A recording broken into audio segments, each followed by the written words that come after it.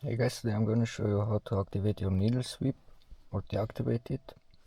The form is now activated. I'm gonna go select instruments, adaptation, gonna search for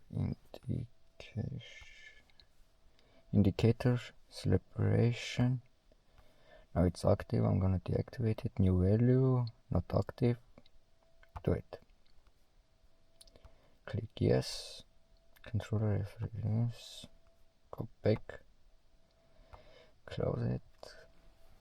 So I'm gonna do it.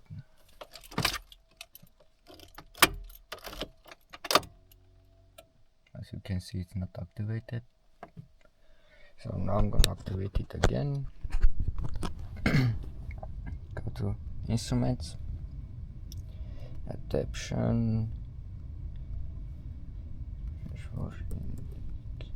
celebration, indicator celebration, active. Do it. Yes. Okay.